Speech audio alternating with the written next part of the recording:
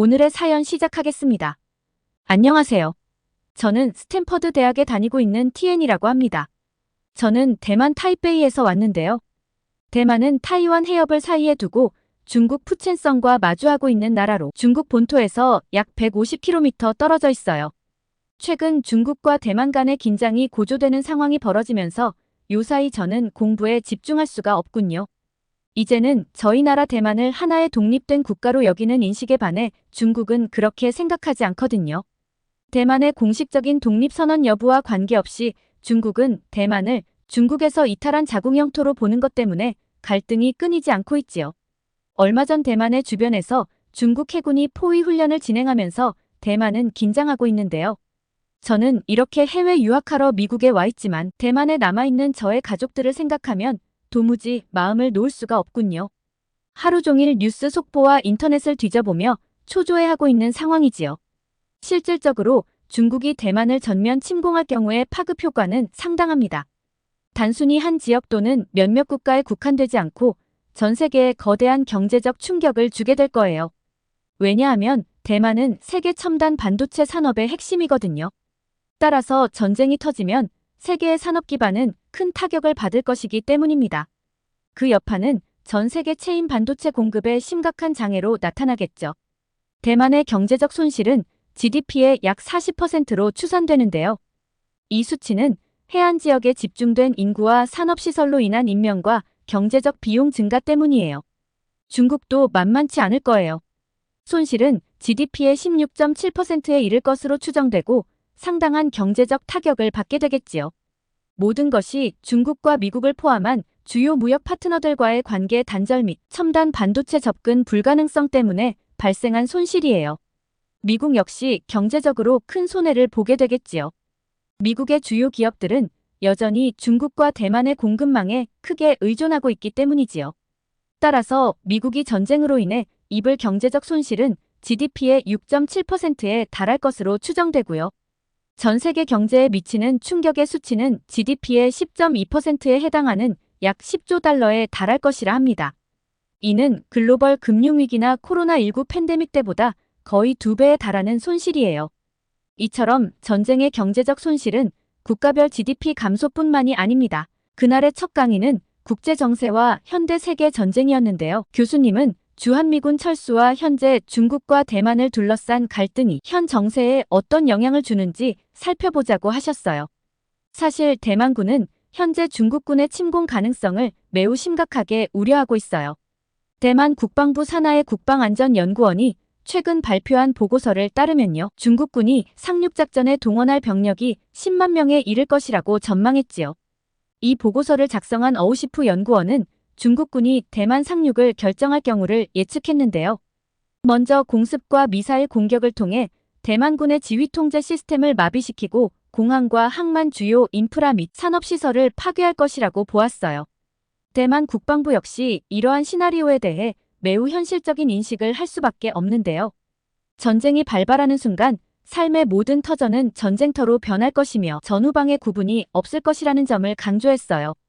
이는 러시아와 우크라이나를 봐도 충분히 우려되는 상황이에요. 전면전이 발생할 경우 대만 전역은 그 영향으로 군사적, 경제적 인프라가 심각한 타격을 입을 수밖에 없겠지요. 대만군은 현재의 위기 상황에 대해 바짝 긴장하고 있는데요. 중국의 잠재적 침공에 대비한 방어 태세를 강화하고 있는 중이에요. 그리고 다양한 시나리오에 대비한 군사훈련을 하고 있지만요. 하지만 이러한 준비에도 불구하고 대만의 방어 능력에는 한계가 있을 테지요. 바로 이러한 이유 때문에 국제사회와의 협력과 지원이 더욱 중요합니다. 세계 경제에 미치는 파급 효과를 고려한다면 국제적인 긴장 완화와 갈등 해결을 위한 노력은 어느 때보다 중요할 거예요. 평화와 안정을 유지하기 위해 각국의 협력과 지혜를 모으는 일은 전 세계적인 관심사이자 시급한 과제로 부각되고 있으니까요. 강의를 듣는 동안 저는 저의 나라 대만에 대한 우려가 더 커져버렸어요. 강의가 끝난 후 복잡한 생각에 잠겨 있을 때 한 학생이 저에게 다가오더군요. 자신을 중국에서 온 핑이라 소개하면서 대만은 중국을 어떻게 생각하느냐고 단도직입적으로 묻는 거예요. 저는 여러 가지 생각을 하고 있다가 깜짝 놀랐는데요. 당연히 독립국으로서 정치 체제를 가진 대만과 중국은 경제적으로 밀접한 관계가 아닐까 생각한다고 말했죠. 그런데 핑의 다음 말이 충격적이었어요.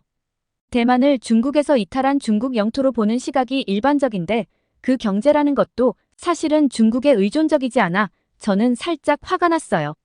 2020년 당시 홍콩에서 중국 본토의 영향력 증대에 반대하는 대규모 시위가 벌어지는 혼란을 잊어버렸나 보군. 저는 중국이 저희 대만과의 경제관계에 쓸데없는 영향력을 행사하고 싶은 모양이라고 비꼬았지요. 저는 문득 대만을 중국으로 표기하지 않을 경우 중국에서의 사업을 금지하겠다며 다국적 기업들에게 행한 중국 정부의 압박이 생각났지요. 그때 저의 아버지는 반도체 부품을 수출하는 기업을 운영하고 있었는데 중국의 압박 강도가 점점 높아지는 바람에 결국 하던 사업을 접은 아픔이 있거든요. 핑의 얼굴이 붉어지더군요.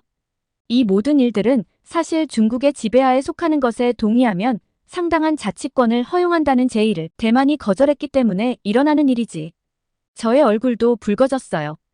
대만은 독자적인 헌법과 민주적으로 선출된 총통이 있으며 현역 군인만 30만에 이르는 막강한 군대도 있어 우리는 더 이상 중국이 두렵지 않아. 저희들의 갑자기 불붙은 뜨거운 논쟁에 학생들이 우르르 몰려들었어요. 저희 중국의 리더십, 특히 시진핑 국가주석은 중국의 대만 통일 의지를 명확히 드러내고 있어. 이러한 정세는 한국뿐만 아니라 전 세계에도 큰 영향을 미칠 것이니 각오해야 할 거야. 중국 학생의 이 한마디는 저의 가슴에 커다란 폭풍을 휘몰아치게 했어요. 저는 벌떡 일어났어요. 더 이상 가만히 있을 수가 없더군요.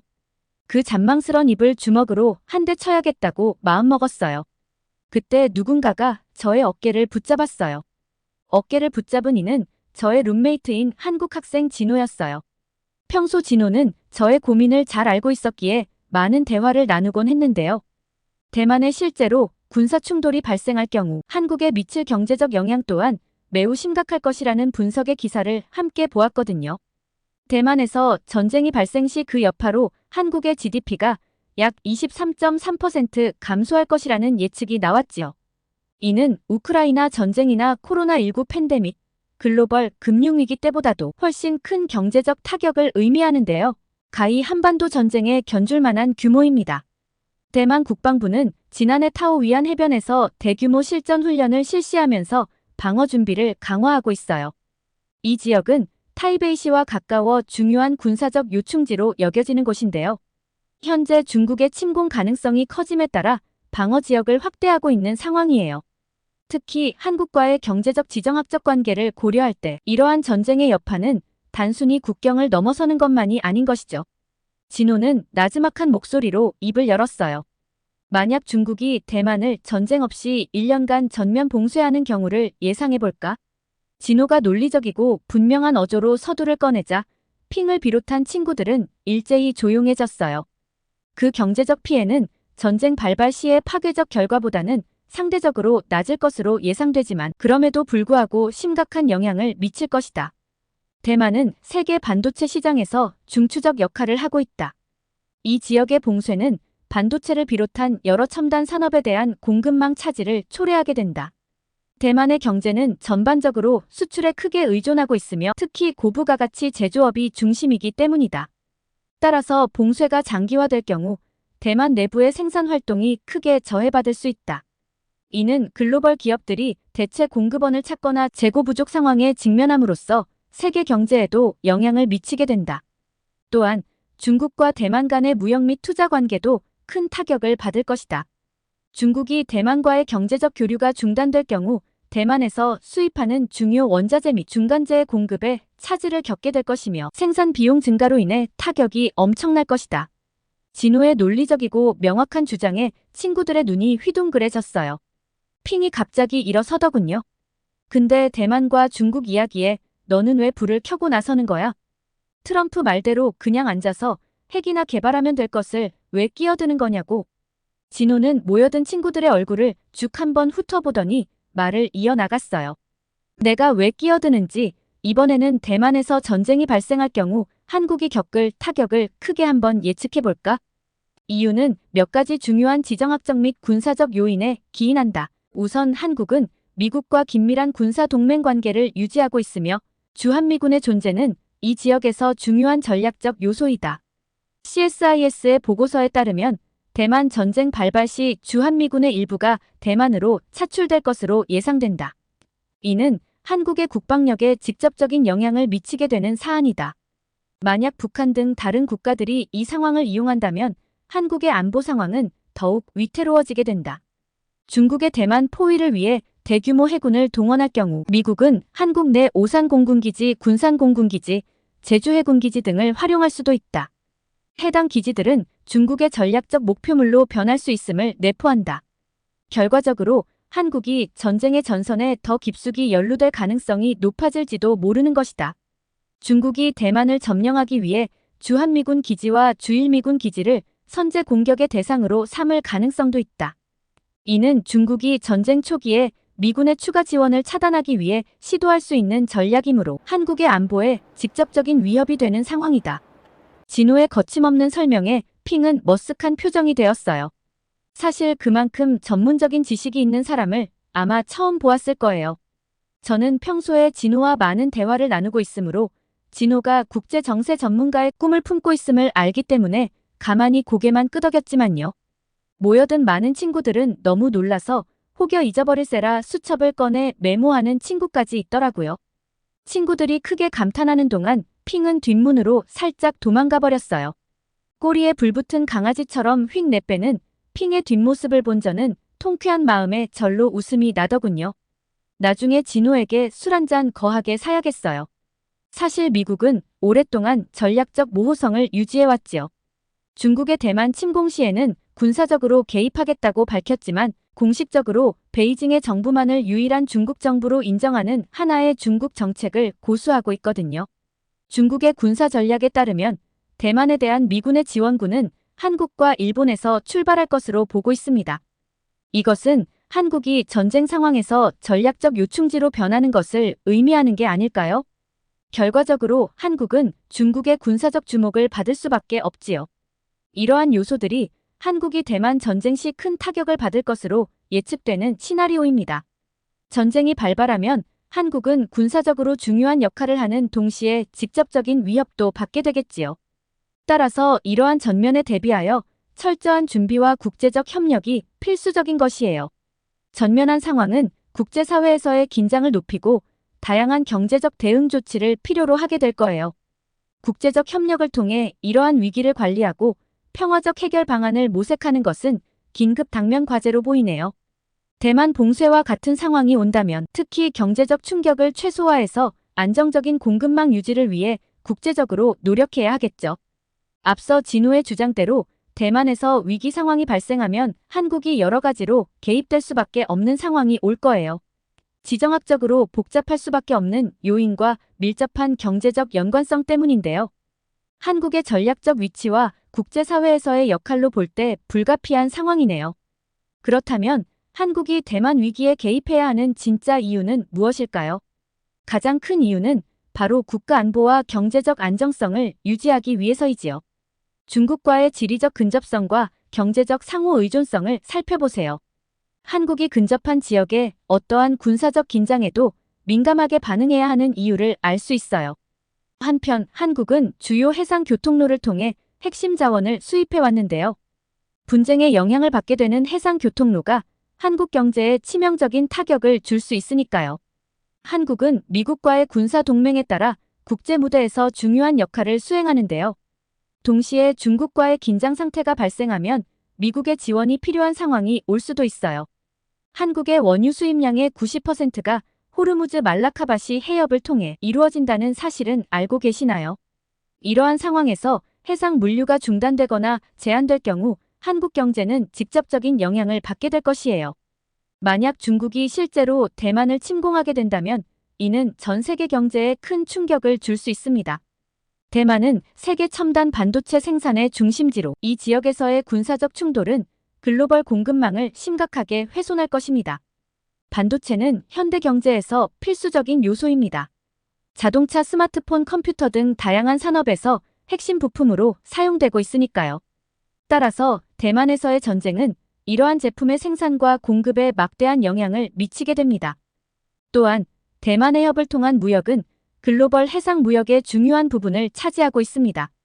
이 지역에서의 군사적 충돌은 해상 교통을 마비시키고 원자재와 에너지 자원의 공급에도 차질을 빚게 할 수 있습니다. 이는 에너지 가격 상승과 함께 전 세계적인 물가 상승을 초래할 수 있습니다. 한국은 이러한 상황에서 직접적인 영향을 받을 가능성이 큽니다. 앞서 언급했듯이 한국의 경제는 반도체 산업에 크게 의존하고 있거든요. 주요 원자재 수송로 또한 대만 해협을 통과합니다. 따라서 대만에서의 전쟁은 한국 경제에 직접적인 타격을 줄 뿐만 아니라 주한미군의 역할과 관련하여 군사적 긴장도 고조될 것입니다. 중국이 대만을 포위하고 미군이 한국의 오산 공군기지, 군산 공군기지, 제주 해군기지 등을 활용하는 시나리오를 읽어봅시다. 한국은 매우 복잡한 군사적 외교적 상황에 놓이게 되고요. 이러한 상황에서 한국은 주한미군의 움직임과 중국의 반응 사이에서 어려운 결정을 내려야 할 것입니다. 중국이 대만을 침공하면 한국이 겪을 수 있는 위험 요소는 여러 가지입니다. 주한미군이 한국의 공군기지와 해군기지를 활용할 경우입니다. 중국은 이를 한국이 전쟁에 개입한 것으로 간주하고 보복할 가능성이 큽니다. 이는 중국과 한국 간의 직접적인 군사 충돌로 이어질 수 있으며 이는 한반도 전체의 안보를 심각하게 위협할 수 있습니다. 대만 침공 시 중국은 북한을 부추겨 한국과의 전쟁을 일으키도록 할 가능성이 있습니다. 이렇게 되면 한국은 두 개의 전선을 동시에 상대해야 하는 어려운 상황에 처하게 됩니다. 북한은 중국의 지원을 받아 한반도에서 군사적 도발을 감행할 수 있으며 이는 주한미군과 한국군의 자원을 분산시키게 만듭니다. 북한이 중국의 동료로 한국에 핵 위협을 가할 가능성도 배제할 수 없습니다. 이는 단순한 재래식 무력 충돌을 넘어서는 심각한 위협으로 한반도의 평화와 안정을 심각하게 훼손할 수 있습니다. 이와 같은 복잡한 시나리오에서 한국은 몇 가지 중요한 전략적 결정을 내려야 합니다. 한국은 주한미군과의 협력을 강화하고 북한의 도발에 대비한 방어 태세를 강화해야 합니다. 이는 한국의 군사적 자주성을 높이고 유사시 신속한 대응을 가능하게 합니다. 한국은 국제사회와의 긴밀한 협력을 통해 평화적 해결을 모색해야 합니다. 중국, 미국, 일본 등 주변국과의 외교적 대화를 통해 긴장을 완화하고 군사적 충돌을 피할 수 있는 방안을 모색해야 합니다. 대만 해협에서의 군사적 긴장은 경제적 충격을 초래할 수 있습니다. 한국은 원자재 및 에너지 공급망의 다변화를 통해 경제적 안정성을 유지해야 합니다. 이와 같은 상황을 방지하기 위해서는 국제사회의 긴밀한 협력과 외교적 노력이 필수적입니다. 대만이 위기 상황에 처할 경우 한국은 단순히 방관자의 위치에 머물 수 없는 결론이에요. 국제사회의 현실과 지역 안보의 필요성, 경제적 이해관계가 복잡하게 얽혀있는 상황을 직관해보세요.